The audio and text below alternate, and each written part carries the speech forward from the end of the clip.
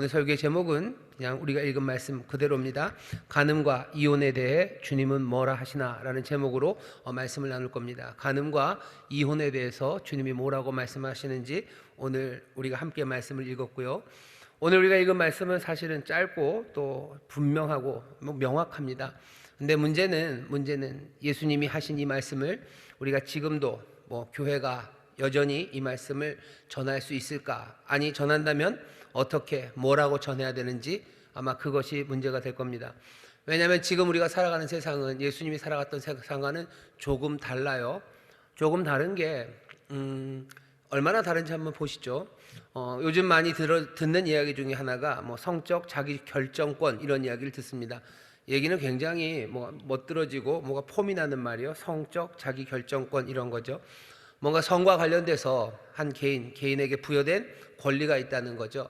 헌법적으로 말하면 아주 기본적으로는 행복 추구권이고요. 그냥 인권의 한 분파처럼 내 행복은 내가 추구하면 돼요. 내가 행복하기 위해서 내 성에 관한 것들은 내가 알아서 결정하는 거죠. 내 행복을 내가 추구할 수 있는 권리가 우리에게 있고, 그것은 우리의 인권이기 때문입니다. 성적 자기결정권이라는 이야기를 해요.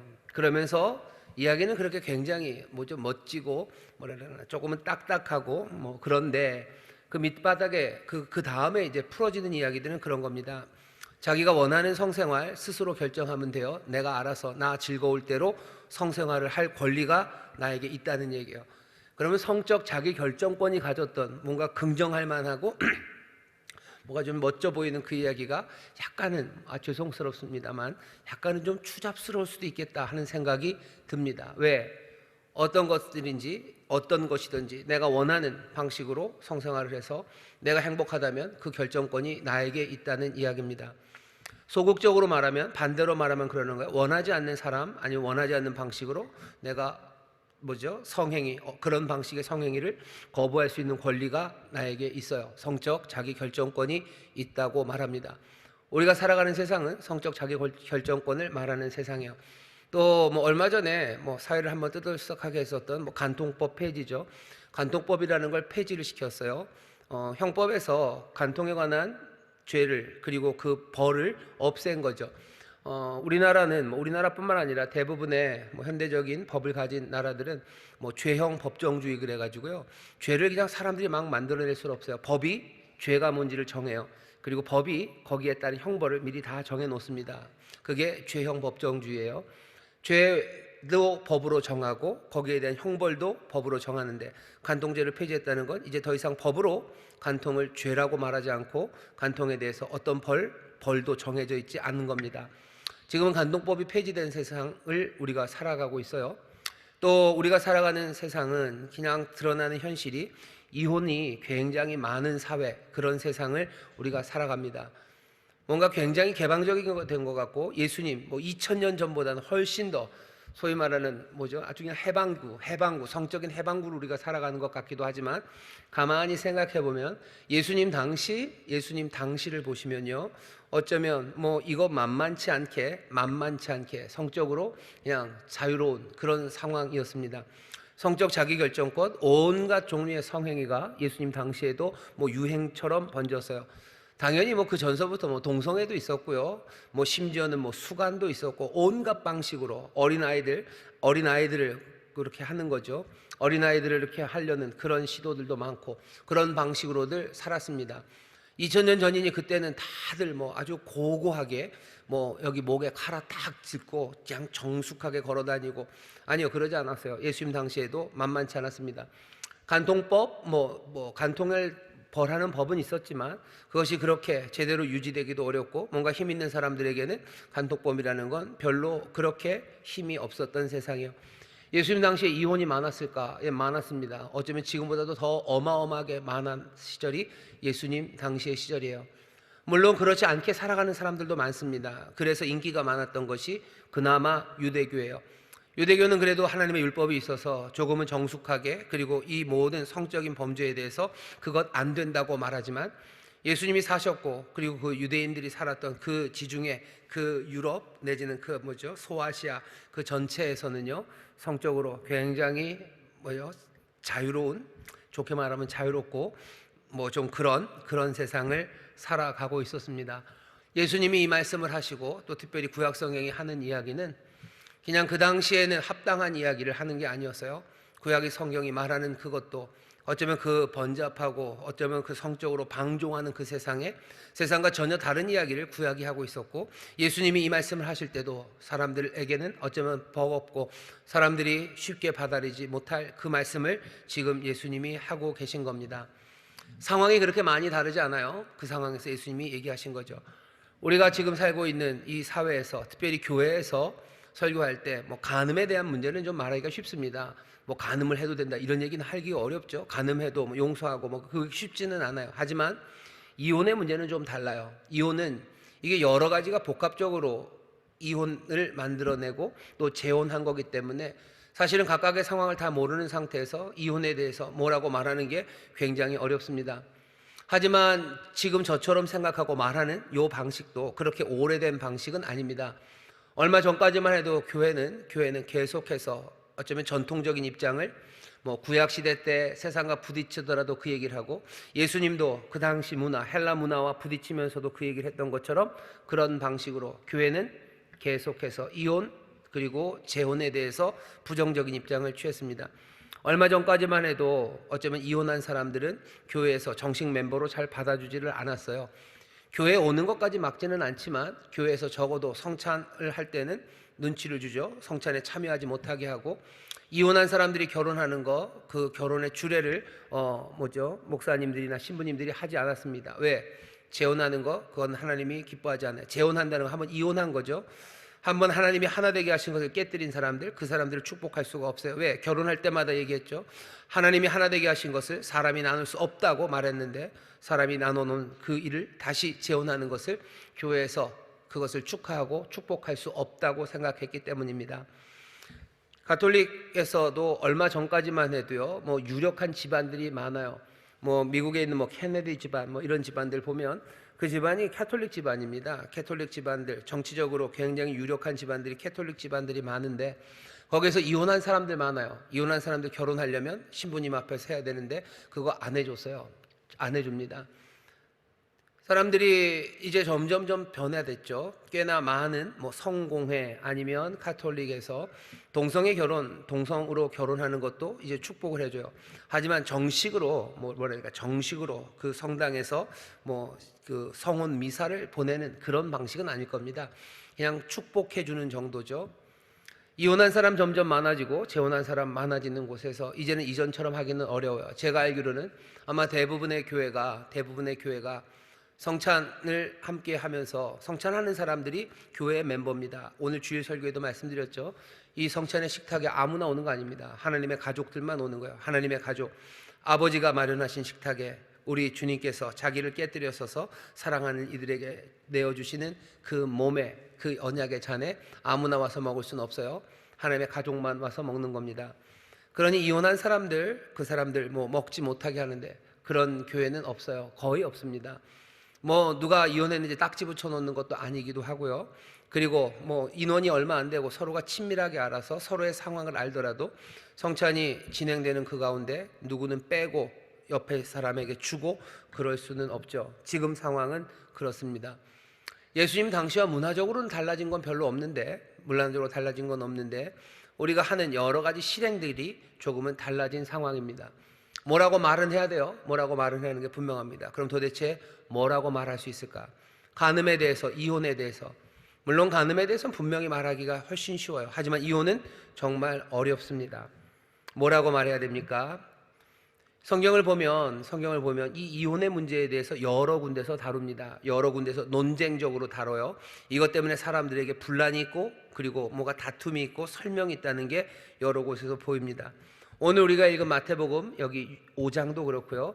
마태복음 19장에 가면 아예 사람들이 예수님에게 와서 물어봅니다. 바리새인들이 시험하려고 와서 물어보는 그 질문에도 나오고, 마가복음에도 누가복음에도, 또 특별히 고린도전서 7장 같은 경우에는 바울이 아예 큰 부분을 이 이혼, 재혼 이 문제로 다루어 놓고 있습니다. 왜냐하면 고린도 교회가 이혼의 문제 때문에 골치 아픈 거죠. 어떻게 해야 될지를 몰라요. 왜 그렇게 고민할까? 오늘 본문 보면 예수님은 분명히 이혼에 대해서 반대하시는 게 분명한데, 예수님이 반대하셨다면 교회는 그냥 반대하면 되죠. 근데 그게 그렇게 쉽지 않습니다. 적어도 초대교회 때도 그 문제 때문에 골치가 아팠어요. 그거 어떻게 해야 되는지 고민이 많았습니다. 그때 그리고 지금도 마찬가지예요. 지금도 예수님은 이혼에 대해서 반대하시는 건 분명합니다. 아무리 읽어봐도 예수님이 이혼을 좋아하지 않으셔요. 이혼하지 말아라 라고 얘기하시는 게 예수님의 기본 틀이에요. 근데 그렇게만 말하기는 어렵기에 그때 초대교회도 그리고 지금도 어떻게 해야 될지 씨름을 합니다. 오늘 우리가 주어진 말씀, 이 말씀에서 어쩌면 몇 가지 우리가 가르침을 받을 수 있는 게 있습니다. 먼저 첫 번째로는 이렇게 생각하시는 게 좋을 것 같아요. 오늘 본문 보면 27절부터 30절까지 이혼의 문제 바로 위에 있는 건 뭐를 다루죠? 인간의 욕망들, 음욕에 대해서 다룹니다. 그 얘기가 있고요. 그리고 이혼 문제를 짧게 다루고 그 뒤에는 맹세에 관한 이야기예요. 진실을 말하는 맹세에 관한 이야기입니다. 이혼은 이 음욕과 그리고 이 맹세 이 사이에 있어요. 일부러 그렇게 놓으신 거라고 생각합니다. 아니, 이 말씀을 읽으면서 우리는 그렇게 주의 말씀을 받아들일 수 있습니다. 이혼은 훨씬 구체적입니다. 하지만 앞에 있는 그 음욕의 문제 그리고 맹세의 문제는 그보다는 훨씬 더 기본적인 일들이죠. 우리가 이 음욕이라는 육체적인 욕망 이것들을 통제하기 시작하고 거짓말 대신에 거짓 맹세 대신에 전적으로 진실을 말하기 시작한다면 어쩌면 이혼의 문제는 훨씬 더 많이 우리에게 풀려지기 시작할 겁니다. 이혼할 일이 점점점 줄어들겠죠. 점점점 줄어들 겁니다. 왜냐하면 이혼이 참 복잡하고 여러 가지 이유로 이혼을 하지만 꽤나 많은 것은 거짓말이 걸려 있어요. 음욕의 문제 그리고 거짓의 문제 그것들이 그냥 점점 그 가정에서 부부 사이에서 자라날 때 그것들을 어떻게 해결하지 못하면 결혼은 그냥 사그라져 버리고 그리고 갈라지게 됩니다.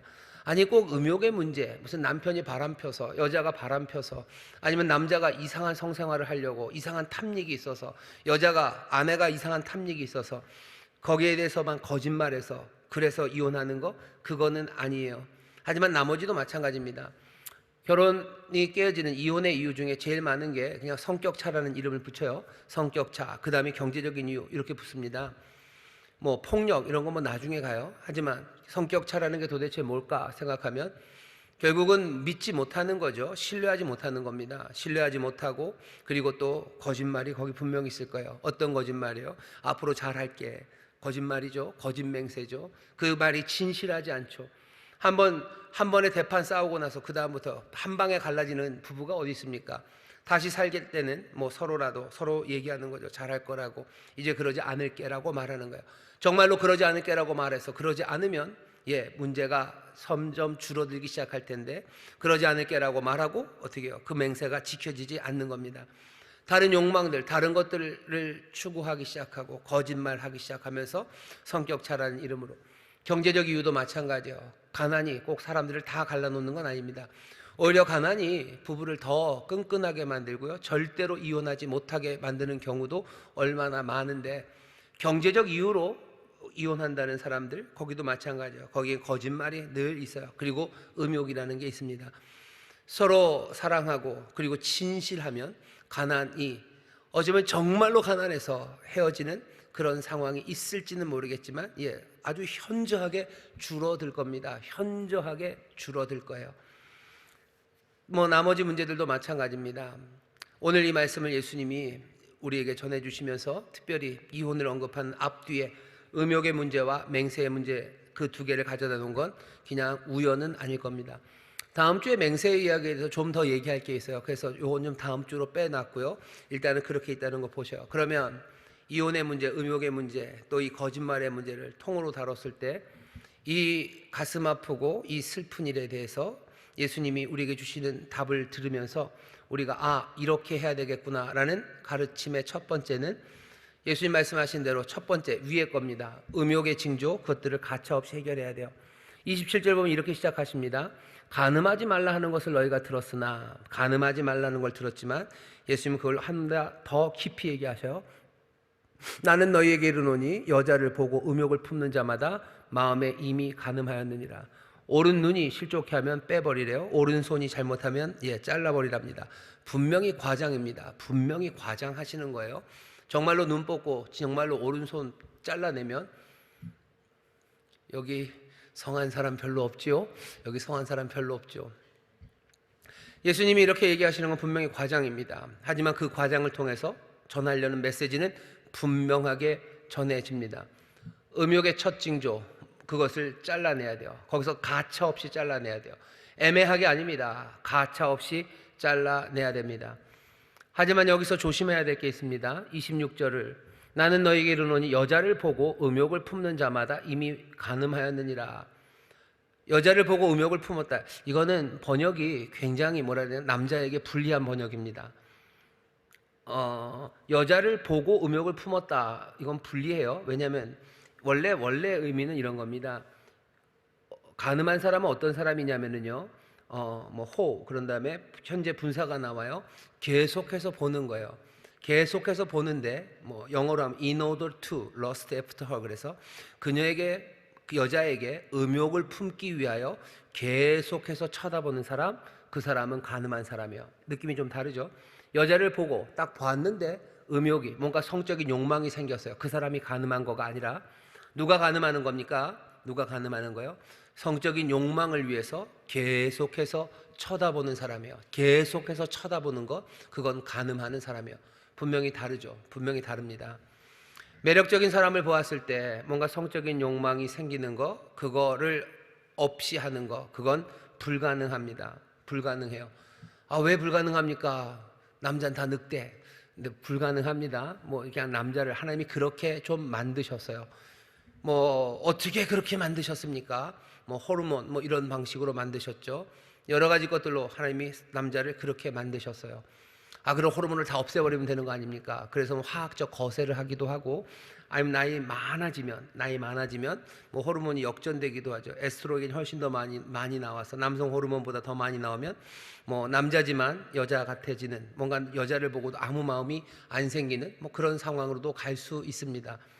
사람들이 굉장히 독해서요, 이제는 뭐가 나왔어요? 비아그라가 나왔어요. 그래서 나이가 많아도 그것들을 계속 하겠다고 아예 작정하는 세상을 우리가 살아갑니다. 성적인 충동이 생기는 거, 그건 자연적이에요. 자연적일 뿐만 아니라 그건 하나님이 주신 겁니다. 하나님의 말씀, 예수님의 말씀을 잘 이해하셔야 돼요. 예수님이 의도하는 바는 여자를 보고 성적인 욕망이 생기는 거, 그거 잘못됐고 그건 죄고 간음이고, 그래서 죽어야 되고 팔 잘라야 되고 눈 뽑아야 된다. 지금 그 얘기하시는 거 아닙니다. 예수님이 지금 피하라고 하신 건 뭐예요? 최초의 충동, 그리고 나서는 계속해서 응시하는 겁니다.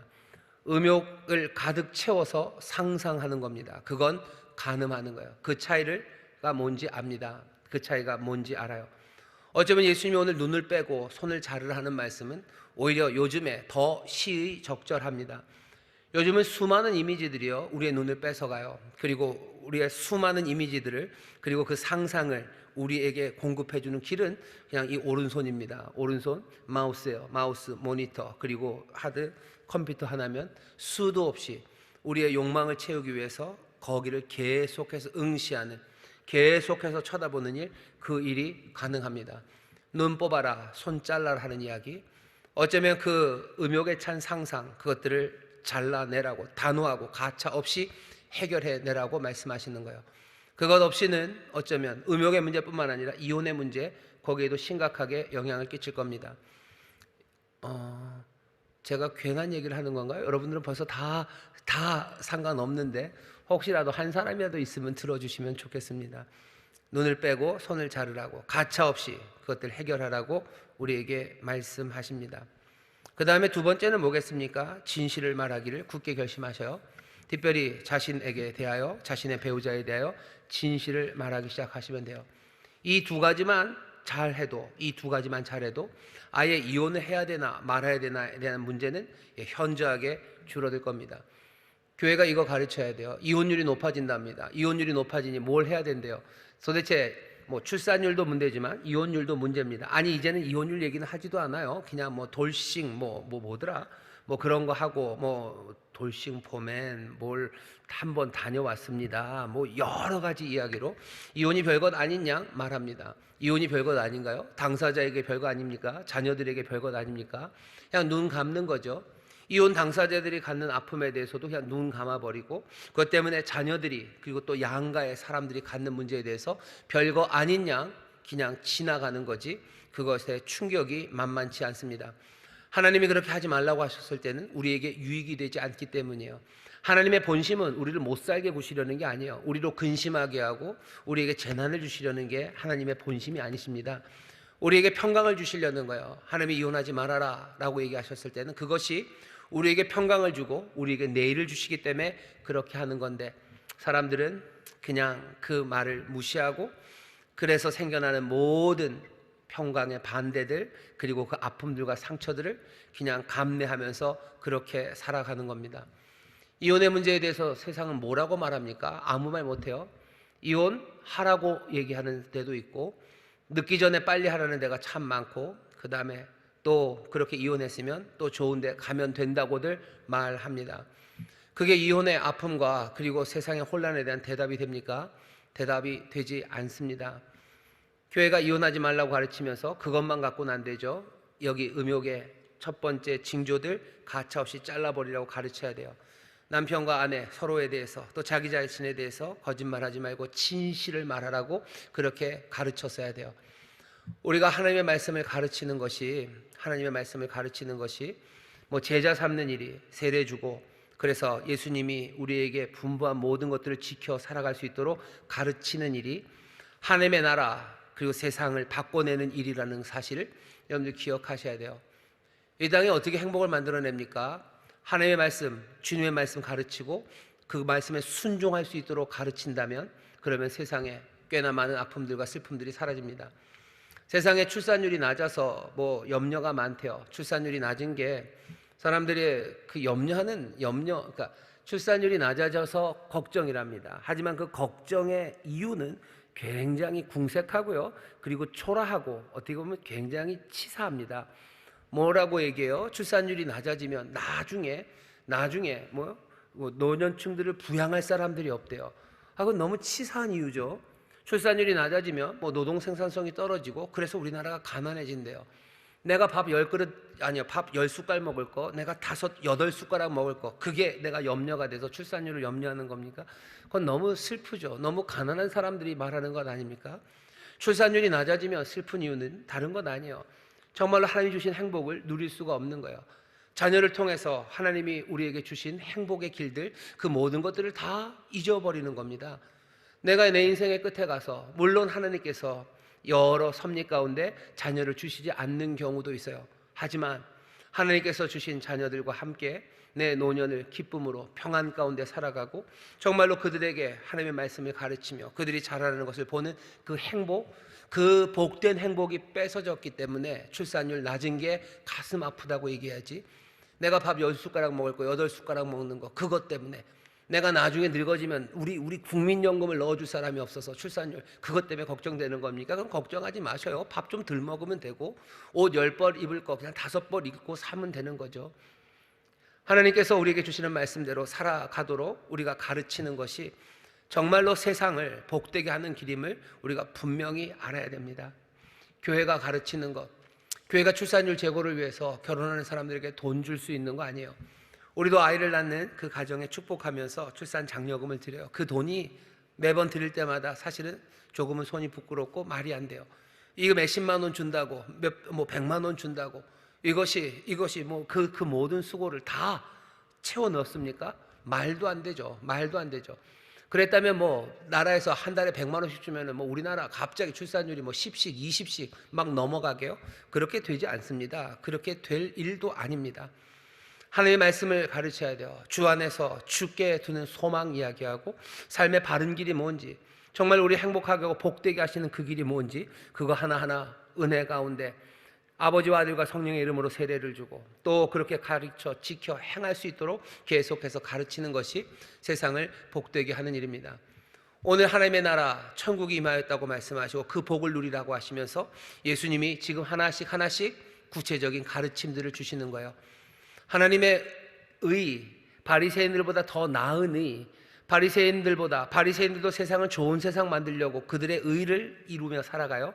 아니, 그거보다 더 좋은 세상, 하나님의 나라를 이루기 위해서 우리에게 더 나은 의가 있어야 되는데 그건 다른 거 아닙니다. 주께서 우리에게 가르쳐 주신 그 말씀들, 이 교훈들을 마음에 담아서 하나하나 가르치고 그 말씀대로 살아가는 것, 그것이 바리새인의 의보다 더 나은 의, 세상을 정말로 살만하게 만드는 그 기초와 기반이 되게 하는 하나님의 귀한 말씀입니다. 우리에게 이 말씀이 주어졌어요. 오래된 이야기 아닙니다. 낡아 빠진 이야기 아니에요. 지금도 생생하게 우리의 삶을 바꿔낼 수 있는 살아있는 말씀이고, 어쩌면 교회는, 그리고 믿음의 사람들은 이 말씀을 붙잡아야 됩니다. 오늘 음욕에 대해서 가르치셔요. 그거 말씀 들으셔야 돼요.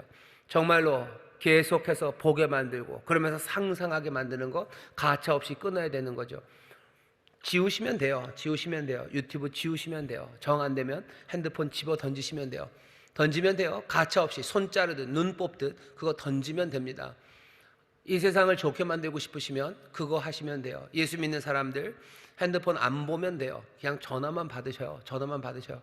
전화만 받으시고 그게 유익이 안 됩니다. 며칠 전이었나요? 저커버그가 마크 저커버그 메타 그룹의 저커버그 씨께서 미국 의회 청문회에 나가서 사과를 했대요. 왜 사과를 했냐면 아동 성착취물 이런 것들이 페이스북에 막 올라옵니다. 그럼 그것들을 걸러내지 못해요. 성착취물 올라간 아이들, 그 아이들이 그거 보고서 제정신으로 살겠습니까? 제정신으로 못 살아요. 그러니 아이들 자살하고 죽은 아이들도 태반이고요. 자살까지 안 간 아이들은 멀쩡합니까? 이게 한두 건이 아니에요. 수만 건입니다. 수만 건이 페이스북에 올라와요. 누가 응시하는 그 눈들과 그리고 응시하기 위해서 클릭하는 그 오른손들이 만들어낸 아픔이에요. 어떤 의원이 그런 얘기를 하더라고요. 그런 얘기를 합니다. 보잉 747 아니면 보잉 757이 떴다가 뭔가 문이 열렸어요. 고장이 났죠. 고장이 나면 사람이 하나도 안 죽어도 그냥 보잉 747, 757 그 기종은 몽땅 다 어느 정도는 운행 금지입니다. 한 사람이 안 죽어도 그 사고 하나로 보잉 757은 더 이상 당분간은 뜨지를 못해요. 근데 페이스북을 통해서 그 성착취물 때문에 수백 명, 수천 명의 아이들이 자살을 하고 그렇게 정말로 죽어갔는데 한 번도 페이스북은 멈춰본 적이 없어요. 가차 없이 그것들을 뽑아내고 꺼내는 적이 없어요. 그러면 어떻게 되겠습니까? 하나님이 뜻하신 바 선한 삶, 의로운 삶, 하나님의 의 안에서 정말로 든든하게 삶을 세울 수 있는 그 기반들이 마련되지 않는 겁니다. 예수님의 말씀은 지금도 생생하게 살아있습니까? 예, 지금도 생생하게 살아있습니다. 문제는 뭐예요? 명확하지만 그 말씀대로 살아가지 못하기 때문이에요. 오늘 예수님이 명확하게 얘기하셔요. 하지만 우리는 그것들을 여전히 머뭇거리고 따라가지 못하는 겁니다. 하나씩 하나씩 명확하게 우리에게 주시는 주의 말씀을 정말로 단호하게 따르기 시작할 때 그것이 내 삶의 빛이 되고 내가 주 앞에 순종함으로 내 삶에 감사가 넘칠 뿐만 아니라 내 삶, 내 주변 또 이 세상을 복되게 하는 길임을 우리는 믿습니다. 그래도 좀 이혼에 대해서 더 알려주셔요. 더 알려주셔요. 신약성경을 보면 이거 굉장히 많은 예들이 있고요. 그리고 여러 사례들이 있습니다. 아주 간단하게 말씀드리면 적어도 예수님은 오늘 이 본문과 마태복음 19장의 본문에서 배우자의 성적 부도덕 그것은 충분한 이혼 사유가 된다고 말씀하시는 것 같아요. 한쪽이 성적으로 부도덕, 소위 말하면 간통입니다. 간통의 죄가 있으면 그때는 이혼할 수 있어요. 반드시 이혼해야 된다가 아니라 이혼할 수 있습니다. 바라는 건 여전히 같이 살기를 원하시는 거예요. 어떻게 같이 삽니까? 그런 사람이랑 회개하고 돌아오기를 바라고 더 선한 것들을 바라며 살 수 있어요. 하지만 그래도 안 되면 허가하시는 거죠. 해도 되는 조건 하나가 어쩌면 성적 부도덕입니다. 바울 같은 경우에는요, 특별한 건 이런 거죠. 비그리스도인, 믿지 않는 사람과 결혼을 했어요. 일부러 결혼한 건 아니에요. 그냥 결혼하고 났는데 나중에 예수 믿지 않는 사람인 걸 알았던지, 아니면 둘이 결혼했다가 한 사람만 예수를 믿게 됩니다. 그러면 한 사람은 예수 믿는 사람, 한 사람은 예수 믿지 않는 사람이요. 그때는 이혼할 수 있습니다. 이혼할 수 있어요. 할 수 있는 거지 그때 반드시 이혼해야 되는 것도 아닙니다. 그리고 이 상황에서도 먼저 믿는 사람이 이혼하자고 얘기하는 건 아니에요. 믿지 않는 사람이 너랑은 못 살겠다, 예수 믿는 너랑은 못 살겠다, 그러면 이혼할 수 있다고 바울이 얘기를 합니다. 우리가 생각하는 기준보다는 훨씬 더 높아요. 훨씬 더 높습니다. 그럼 오늘 이 말씀을 통해서 우리는 이혼에 대해서 뭐라고 얘기를 해야 됩니까? 예수님은 뭐라고 우리가 이 문제에 대해서 자세를 갖기를 원하셔요? 먼저는 뭐가 허용이 되고 뭐가 허용이 안 되는지 수많은 논쟁들, 그 논쟁들 예수님 원하진 않으실 거예요. 그거 논쟁하고 그거 싸우기를 예수님이 바라지 않으셔요. 그보다도 훨씬 더 중요한 것이 많기 때문입니다. 이 세상에 빛이 되고 이 땅의 소금이 되는 그 일 생각하면서 살아가는 게 훨씬 더 중요합니다. 이혼에 대해서 뭐라고 해야 될까? 그것 때문에 너무 많이 고민하지 마셔요. 예수님 그거 바라진 않으십니다. 예수님의 분명한 뜻은 전해 놓으셨어요. 예수님 이혼 원하지 않는 거 분명합니다. 그건 분명해요. 그 뜻 안에서 어떻게 해야 될지 그것으로 너무 논쟁하지 마시고, 예수님의 뜻은 그러니 할 수만 있다면 이혼하지 마시고 그 안에서 기도하시고 견뎌내셔요. 당신이 겪어보지 않아서 그래 라고 말하시겠죠. 예수님에게도 똑같이 말할 수 있어요. 그래도 예수님 뭐라 그랬을까요? 하나님이 하나 되게 하신 것, 나누는 것, 사람이 나누는 것 아니다 라고 예수님 그렇게 말씀하실 거예요. 은혜 많으시고 자비하시고 긍휼하신 분이 하시는 말씀이에요. 우리 아픔을 아십니다. 그분이 하시는 말씀이에요. 어쩌면 그게 나에게 주어진 십자가일 수도 있고 내가 감당해야 될 문제일 수도 있어요. 잔인하게 얘기하지 마셔요. 자기 문제 아니라고 그렇게 얘기하지 마셔요. 아픔을 피하기를 좋아하는 시대고요, 아픔을 견뎌내는 걸 죄악시하는 시대를 우리가 살아갑니다. 하지만 예수님께서 말씀하신 말씀은 분명해요. 예수님이 아픔을 모르시는 분이 아니셔요. 슬픔을 모르시는 분이 아니셔요. 우리의 모든 질고를 다 감당하신 분이시고 누구보다도 더 많이 아프신 주님이셔요. 그 주께서 이혼을 고려하는 사람들의 마음의 슬픔들, 그리고 그 범민들을 모르지 않으셔요.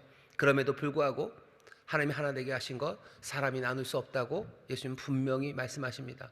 그건 흔들리지 않아요. 어쩌면 허락하는 거 정말로 마음이 다 떠나고 간통하고 그리로 가버리고 그냥 방기하고 내버렸다면 이혼을 허락하실 뿐이에요. 반드시 이런 경우에는 해라 라는 말씀은 없습니다. 예수님의 뜻은 그 안에서 우리가 충분히 발견할 수 있습니다. 오늘 말씀 중에서 우리에게 주시는 명확하고 신선한 도전, 성문제에 대한 대답은 우리에게 분명하게 들려옵니다. 아마 여기서부터 시작하는 게 더 좋을 수도 있습니다. 성적인 욕망은 분명히 하나님이 주신 건 맞아요. 하지만 그것이 잘못된 자리에 갔을 때 그것들을 피하는 것, 그리고 그것들을 잘라내는 것, 그건 당연히 그리스도인들이 해야 될 일입니다. 그러면 드는 생각이죠. 그리스도인들은 너무 억압적으로 살아가는 거예요. 교회는 사람을 너무 억압해요. 자유를 다 빼앗아가는 것 아닙니까? 성이 좋은 거라면서요. 근데 그것을 왜 자릅니까? 때로는 좋은 것도 잘라야 될 때가 있습니다. 가지치기를 할 때 꼭 시들어서 썩은 가지만 자르는 거 아닙니다. 멀쩡한 가지를 잘라요. 왜? 더 좋은 열매 맺기 위해서 그 멀쩡한 가지, 아니면 멀쩡하게 꽃 피려고 하는 것들, 다는 아니죠. 여러 가지를 잘라낼 때가 있습니다. 그래도 이걸로 다 설명은 안 돼요. 그럼 그 잘라내는 그 사람들은 뭡니까? 억압받는 거 아닙니까? 손이 뽑히고 눈이 빠지는 그런 일 아닙니까? 어쩌면 맞아요. 그 사람들에게는 그렇게 생각이 될 수 있습니다. 하지만 그렇게 하는 건 나쁘다는 세상의 이야기, 그것보다는 언제나 이 세상보다 우리 주님이 하시는 말씀, 그 말씀에 순종하는 것을 택하는 게 우리가 올바릅니다. 억압이라고 우기고 억압이라고 말하고 또 설명해도 그것이 억압이라고 말하는 사람에게 끝까지 그것이 억압이 아니라는 것을 증명하기는 어려워요. 결국 마지막 바텀라인, 그 기준은 어떻게 되겠습니까? 우리는 주님을 따라야 됩니다 라고 말할 수밖에 없습니다.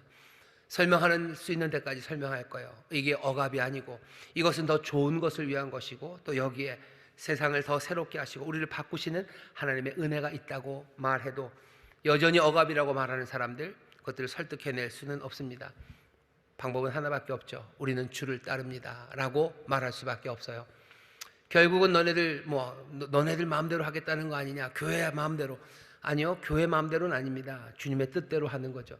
주님의 뜻이 교회 뜻 아니냐, 거기에 이렇게 우기는 데 대해서 할 말은 없어요. 그럼 또 할 수 없죠. 끝까지 겸손하게 사랑으로, 아니 이것이 우리에게 복을 주시려 하시고 이 세상을 정말로 새롭게 하시며 행복으로 가득하게 하시려는 주님의 뜻이라고, 우리는 이 길을 따라야 된다고 말하며 주를 따르는 그 길밖에 없습니다. 세상이 볼 때는 그러니 우리는 굉장히 이상한 사람들이 되는 겁니다. 예수님이 하시는 말씀은 우리에게 전혀 새로운 방식으로 살기를 말씀하시는 거죠. 전혀 새로우니 이상할 수밖에 없어요. 예전 것과 비슷하면 이상하지 않습니다. 새로우니 이상한 거예요. 새로우니 이상합니다.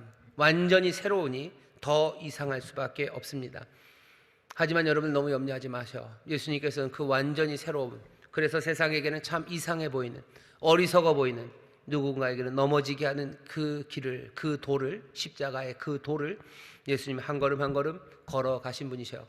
그 생명의 길을 열어 제치셨고 그리고 우리를 그 길로 오라고 지금 부르십니다.